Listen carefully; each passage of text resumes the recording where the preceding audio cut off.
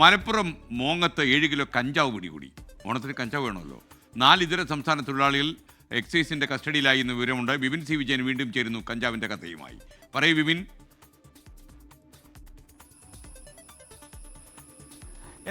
മലപ്പുറം മോങ്ങം പ്രദേശത്ത് ഈ ഇതര സംസ്ഥാന തൊഴിലാളികൾക്കിടയിൽ വ്യാപകമായി കഞ്ചാവിന്റെ ഉപയോഗം അതുപോലെ തന്നെ ഹെറോയിന്റെ ഉപയോഗം ഉണ്ട് എന്നുള്ള രഹസ്യ വിവരം എക്സൈസിന് നേരത്തെ തന്നെ ഉണ്ടായിരുന്നു. ഇതിന്റെ ഭാഗമായിട്ടാണ് ഇന്നലെ ഒരു സ്പെഷ്യൽ ഡ്രൈവ് ഈ മോങ്ങം പ്രദേശത്ത് മാത്രമായി നടത്തിയത്.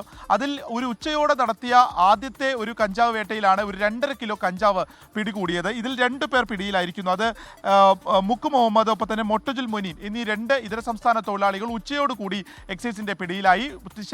ഉച്ചയ്ക്ക് ശേഷം 3:30 കൂടി വീണ്ടും ഒരു പരിശോധനയിലാണ് 4.5 കിലോ കഞ്ചാവുമായി തരിക്കുൽ മൊനീൻ, സദാം എന്നിവരെ കൂടി പിടികൂടിയിരിക്കുന്നത്. ഇങ്ങനെ 4 ഇതര സംസ്ഥാന തൊഴിലാളികളിൽ നിന്നായി 7.18 കിലോ കഞ്ചാവ് പിടികൂടിയിരിക്കുന്നു.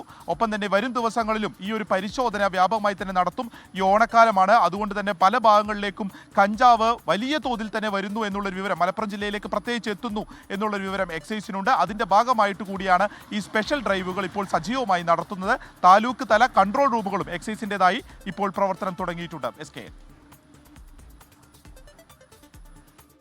ലോകത്തെവിടെയായാലും ഏത് സമയത്തും 24 വാർത്തകളും ഓഗ്മെന്റഡ് റിയാലിറ്റി പാക്കേജുകളും എക്സ്പ്ലെയിനറുകളും വിശദമായി കാണാൻ ഞങ്ങളുടെ യൂട്യൂബ് ചാനൽ നിങ്ങൾക്ക് സബ്സ്ക്രൈബ് ചെയ്യാം.